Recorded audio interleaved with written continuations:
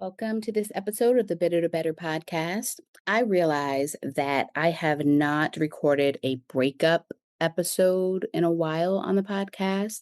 And the Bitter to Better podcast is a podcast for women around dating, breakup recovery, and stress and life management. So I like to add a little bit of all of that throughout the podcast. And if you listen to episodes from the past, you'll see I have a bit of all of that.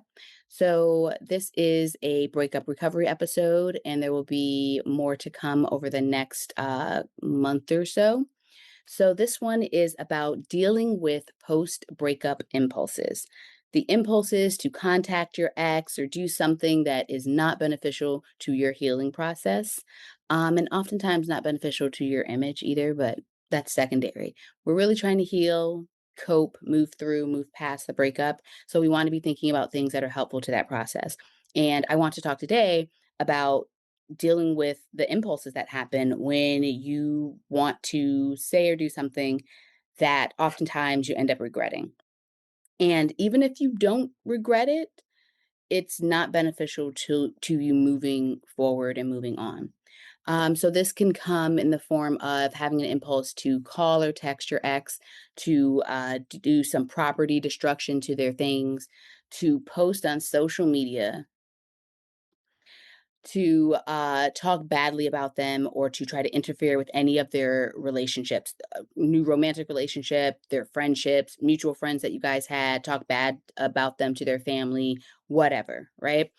These are things that are naturally, understandably very human to have those moments of anger or sadness or despair or frustration around what happened, how it happened, whether in the relationship or during the breakup, and wanting to just do it. And oftentimes on impulse doing it. I would like to offer some thoughts on how to manage these moments so that you avoid them as much as possible and have as few of them as possible. Um, and also knowing that you may not completely avoid them. So the idea of kind of like when we're going through our healing journey of a breakup, there are so many opportunities for us to be triggered by things we see, hear, smell, a place we're driving, a thing somebody says, a question somebody asks us, seeing a certain person. We can go down and down the list. Seeing some item of your ex's, like in your home. I mean, there are a million things that can trigger us, right? And so, what I like to think about first, in order to help avoid or limit some of these impulses to, do something that isn't ideal, is to eliminate as many triggers from your life that you can that are reasonable. So things that are within your control and that are reasonable to do. For example, if getting to work, you have multiple options of a route that allows you to get there on time and not being too much traffic. Maybe you take one route over the other. If passing by that person's house, if you have to pass by the person's house or their job or a favorite place of theirs, if you take, one route rather than another. Um but obviously, if you can't avoid that, if there really is only one reasonable route, whether it's because of traffic or location or whatever, then that's what you have to do. So the thing about triggers are there are some that we can eliminate, there are others that we have to cope with. But I do think that it is beneficial for you to think about the ways that you are triggered, the times that you are triggered, to think about your ex or to get upset, and any of those that you can remove, you do. So, one primary one that I will never stop harping on and that I will always push to do is, if you do not have children, shared children with this person, or legal ties of some sort, a business, a house, or something like that with this person, then you cut off contact. You delete their number from your phone, even if you have the number memorized. You block them on your phone. You unfollow, unfriend them on all social media, and you block them on all social media. Now, if you have concerns about how it might look if you unfriend them or something like that, because there are different circumstances for everyone, then just block them without the unfriending. Um, but the truth of the matter is, you want to remove as many opportunities as possible for you to contact them or them to contact you. Because it's not just about what you might do in terms of whether you might reach out to them, but it's also the fact that they can pop up whenever. And I talk with people all the time where this is the case. Like they're doing good about no contact with the person for a couple of weeks, and that person comes in and says something or asks something. Now, of course, what I just said was if you don't have children together or you don't have legal ties. Obviously, this is not so simple if you have those things going, especially kids, right? If both parents are involved in the kid's life, then you need to be able to communicate as co-parents. So you can't just block them like on your phone. But I still recommend that you block them on social media. Like I would imagine that the way that you communicate that with them around the kids, or the ideal way to do that would be through phone, right? So you can still unfollow them and block them on social media. And another piece of this that I recommend is actually maybe you just make your communication about business. Like, let's say, so for instance, you own a house together and you need to sell that house. Communicate via email, strictly business about the house, and be blocked on everything else on the phone, on social media. Again, if you don't have kids. So, like, say you don't have kids together, but you're trying to sell a house or deal with business stuff, then block them on social media, block them and erase them out of your phone, and communicate via email, strictly business. I can't tell you how extremely helpful this step is and how very hard it is for many people to do. And we want to ask ourselves why that is. We may feel like, oh, obviously there's an emotional investment there. So it's like I don't want to like lose every opportunity to find that person or reach out to them. Um, there are people who are in a breakup in which they have real concerns about their ex's safety or health or things like that. But that I've talked about this in another episode. That's also something where you need to have other resources involved, their family, their friends, mental health providers, doctors, etc. It's not on you to hold that and carry that. You guys are not in a relationship anymore. And I don't mean that you are a heartless person who doesn't care, but I am saying you are a human who is trying to move on and forward with their life in a healthy way. So those boundaries are important. But anyway, back to ways that we reduce being triggered during a breakup: no contact or limited contact. Even if you have kids together, you don't need to be following each other on social media. That is what a phone is for. That is potentially what email is for. Okay. So that's the first thing. That is something you can control. But then there's just the reality that you've had this experience and that you have feelings. And so you're going to have moments. You're going to have memories, right? So you're going to have moments of thinking about things and getting really upset about it, really sad about it, or remembering a happy moment and wanting to reach out and be like, oh, remember this, remember when. And if you were on this journey forward and trying to move past it, I don't recommend you lean into those moments, because oftentimes you regret it, whether it's because that person just flat out ignores that attempt at connection, or whether it's because you guys end up getting into a heated argument and it's just raising everybody's blood pressure and anxiety levels. Um, whether it's because it opens up doors that don't need to be opened or reopens wounds for you that don't need to be reopened. I don't recommend that you lean into those moments. So, what do you do when you have those moments? When you have the thought, I really want to text them right now, whether it's I want to send them this memory that was a happy memory between us, a video, or whether it's that I want to cuss them out and tell them how much I hate them or how horrible they are. Um, whether it's and I want to be clear, even if it's you in a co-parenting situation wanting to tell them something about their behavior or something that you feel they didn't do right, there's still a way to do that that doesn't involve this impulsive rant and rage, which again, maybe that's another episode for me to talk about how to communicate with co-parenting situations. But um, instead, some things you can do. You have a thought in a moment, whatever, you have a memory, you drive past a place, a certain song comes on, and it brings up emotions, whether they're happy emotions or sad emotions. The emotion is a natural thing and it's not to be judged and it is totally valid, whatever it is. The behavior, the action that you do as a result of feeling that feeling is the important part.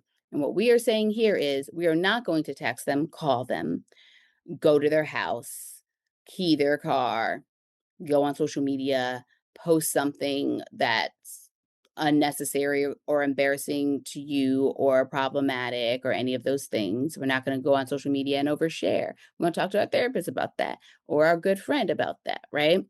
But these are exactly the things I'm talking about. Maybe you need to go ahead and make an appointment with your therapist, or maybe you need to start seeing a therapist, right? Maybe you sign up today.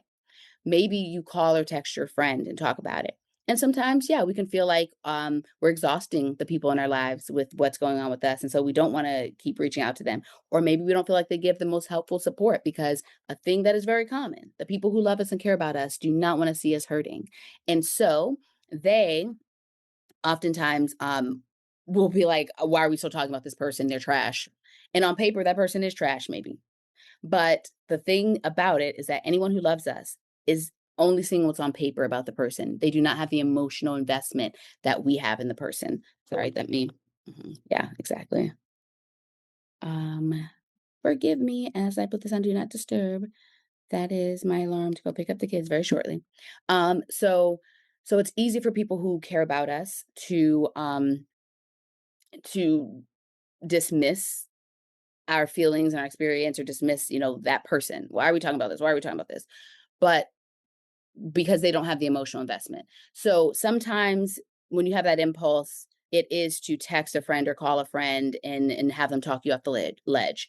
Sometimes it is to make sure you're getting into that therapy session with your therapist. Sometimes it's to go take a walk and to put on headphones and listen to music, whatever version of music you need to listen to, whether it's something to help you cry, whether it's something to make you happy and energetic. Maybe it's listening to a podcast while you walk, listening to an audiobook while you walk, but having some form of distraction, but also body movement goes a long way in helping us to calm down and process thoughts. And to get tension out of our bodies. All of these things happening help reduce the impulsivity of the situation and help you take a step back. By the end of that 20-minute walk, do you still want to text that person? At the end of that phone call with a friend, do you still wanna text that person? Another thing that I love doing is either writing, but honestly, more so voice recording yourself, saying everything you wanna say to that person, but don't send it. Either immediately delete it, or a challenge that I just gave a client recently is if it's saved, make a, um you make a commitment that you do nothing with that piece of media for at least 24 hours. 24 hours later, you decide what you're gonna do with it. Do you still wanna send that? Are you sure that was a good idea to do that? What explosions might it cause? How might it make you look? Are you going through any court situations with this person? Don't give them fodder, like, for the court, stuff like that, right? So, write it down, speak it out loud, type an email that you never send, write a letter that you burn, whatever. Get it out but don't send it, right? So I just listed a few things. You can go for a walk and listen to music, call a friend, go to a therapy session, uh, speak it out loud, write it up. But there are a lot of different things you can do. Sometimes it's about distraction. So putting your head down into work or into studying or watching a good movie or a good show, cleaning your house, decluttering, organizing, engaging in some parenting tasks, tending to your kids. It can be a number of things. And I am considering doing an episode that's just about the different buckets, what I like to think of as like healing buckets. So, like, there's distraction, there's actual processing of emotions, there's these different things that we can be doing. But this is just kind of a quick note on acknowledging these impulses that happen because you are human. We've all been there. And most, if not many of us, have done the thing we shouldn't have done, which is reaching out or doing something or saying something we shouldn't. Some that's not helpful to us. When I say we shouldn't, I don't mean the person doesn't deserve it. I don't mean that you're not right in what you're saying, but does it help you ultimately move forward and heal? And so the first thing is to try to reduce being triggered by avoiding the triggers that you can reasonably avoid, and that no contact or limited contact is a big one.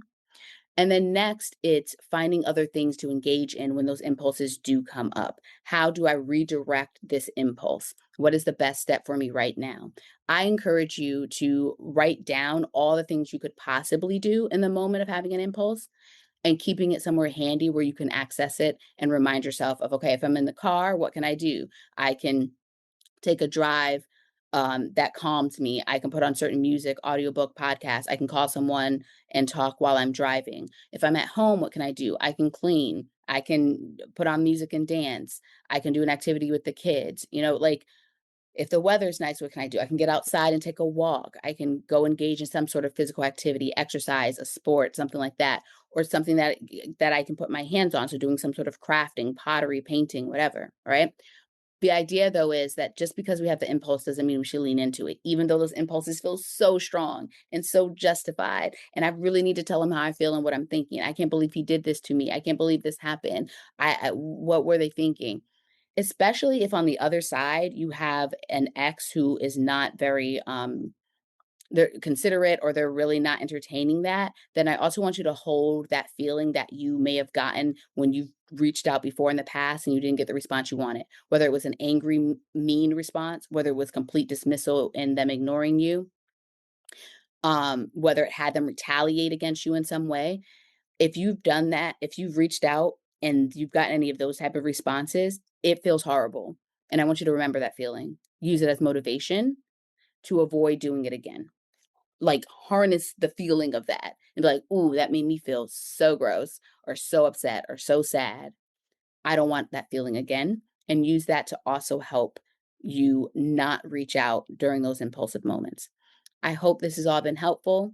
Um, we're all out here trying to do the best we can, and I know that the breakup healing journey can be a very tough one. So these are just some things to help you through moment by moment and day by day. Also, don't forget that I now have an email list that you can sign up for at coachtracy.life. That's CoachTracie.life. Also on YouTube, you can subscribe to the Coach Tracy YouTube channel and you can get this podcast. You may be watching this podcast right now on YouTube. And you can follow me on Instagram at the Coach Tracy. See you next time.